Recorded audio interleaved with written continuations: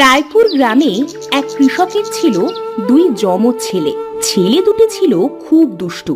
গ্রামে ছোট বড় সবার সাথে খুব দুষ্টুমি করত। এতে প্রতিদিন কৃষকের বাড়ি একজন না একজন বিচার নিয়ে আসতো। প্রতিদিনের মতো আলার মা কৃষকের বাড়ি বিচার নিয়ে এলো। কি গো ভাই, তোমার ছেলেদের ভেতরে কোনো শিক্ষা দীক্ষা কিছু নেই নাকি? কেন গো আলার মা, আমার ছেলেরা আজ আবার কি করলো? কি করেনি তাই বলো। দেখো তো আমার ছেলেটাকে মেরে কি করেছে ওরা দু ভাই।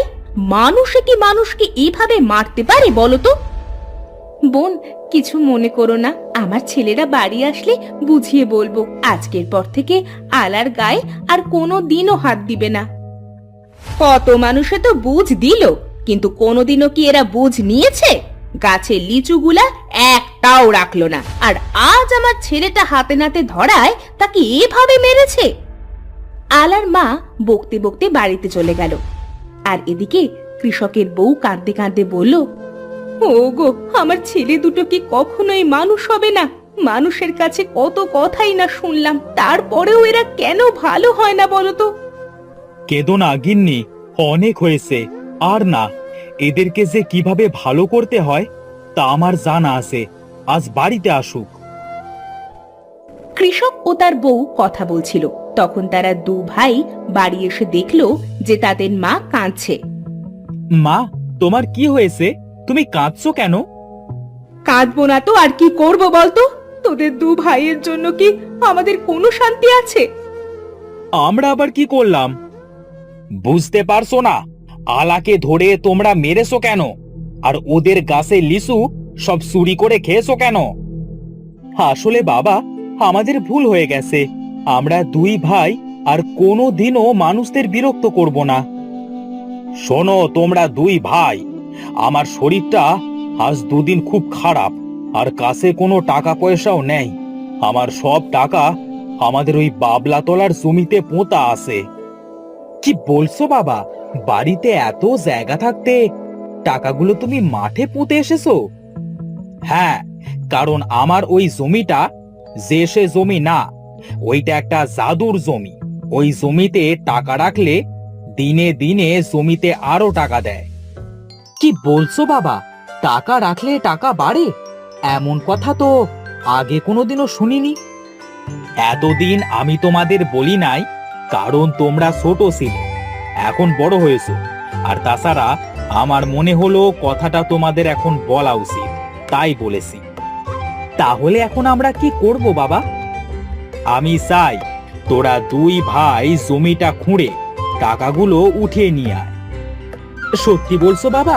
তুমি কোনো চিন্তা করো না, আমরা দুই ভাই এক্ষুনি যাচ্ছি আর টাকাগুলো নিয়ে আসছি। তারা দু ভাই মাঠের উদ্দেশ্যে রওনা দিল।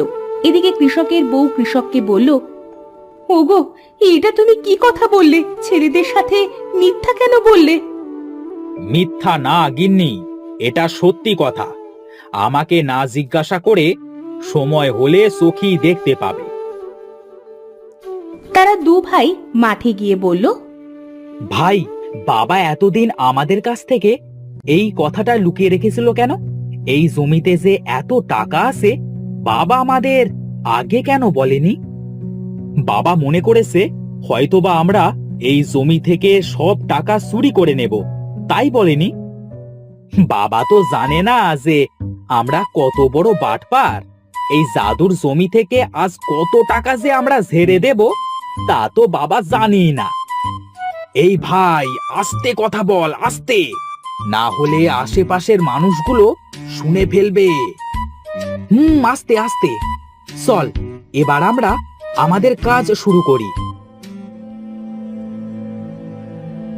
তারা দু ভাই তাদের জমিটা ভালোভাবে খুঁড়তে শুরু করলো। সারা দিন ধরে জমিটা খুঁড়ে যখন কোনো টাকাই পেল না, তখন ক্লান্ত শরীরে বাড়ি ফিরে তার বাবাকে বলল,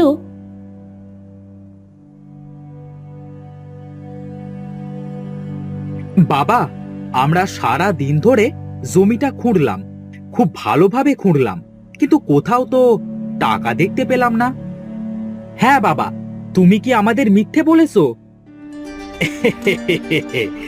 শোনো গিন্নি, আমার ছেলেদের কথা শোনো। আরে পাগল, তোদের বাবা কি মিথ্যে বলতে পারে? বয়স হয়েছে, তাই হয়তো মনে রাখতে পারি না। মানে কি? তাহলে সারাদিন কি আমাদের এই পরিশ্রমটা বৃথা গেল? বৃথা কেন যাবে? টাকা তো ওই জমিতে নেই, আমাদের বাড়ির পাশে এই জমিটায় আছে। আমি তো কতদিন ও টাকা ওঠাইনি, সব জমা করে রেখেছি তোদের জন্য, যেন তোরা বড় হয়ে বেশি করে টাকা পাস, আর সেই টাকা দিয়ে ভালো একটা কাজ করতে পারিস। বাবা, আমাদের এই জমিটা তো ফেলনাই থাকে, তোমার হয়তো ভুল হয়েছে, টাকা আমাদের এই জমিতেই আছে। হ্যাঁ বাবা, এই তবে শোন, জমিটা এবার কিন্তু বেশি করে খুঁড়িস, ঠিক একটা পুকুর যতটুকু গভীর হয়, না হলে কিন্তু টাকা পাবি না। আচ্ছা বাবা, আমরা যাচ্ছি।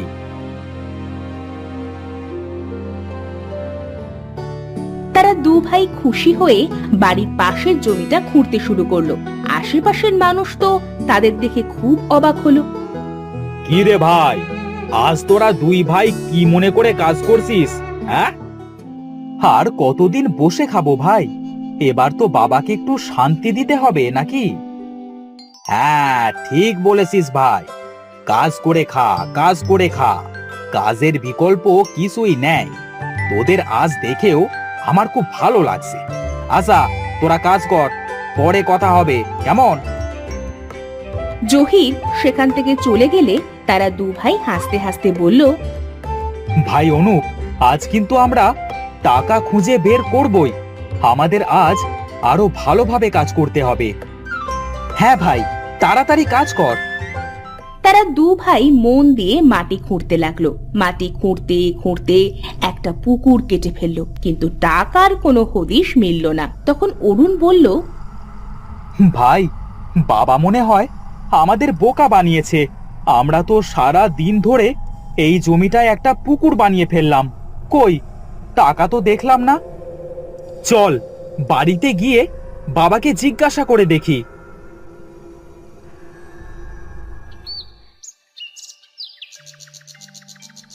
তারা দু ভাই আজ মন খারাপ করে বাড়িতে গেল। তাদের দু ভাইয়ের মন খারাপ দেখে তাদের বাবা বলল, কি হলো তোমাদের দুই ভাইয়ের আজ মন খারাপ কেন?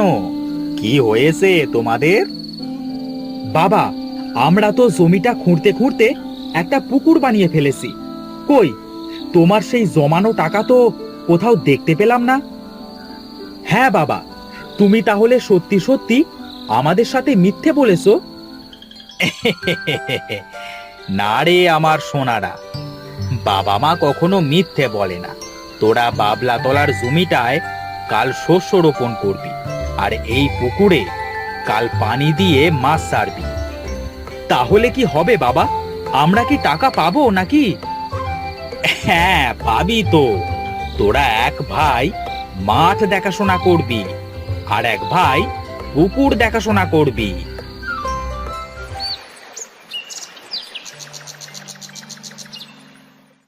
পরের দিন তারা দু ভাই দু কাজে নেমে পড়ল।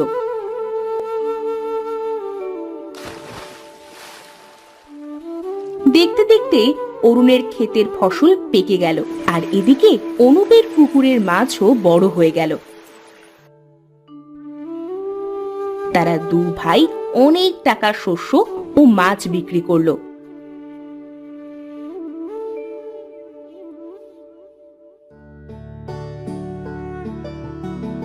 সেদিন তারা খুব খুশি হলো। তাদের খুশি দেখে কৃষক বলল, এবার তোরা কি তোদের সেই জাদুর জমির লুকোনো টাকাগুলো পেয়েছিস বাবা?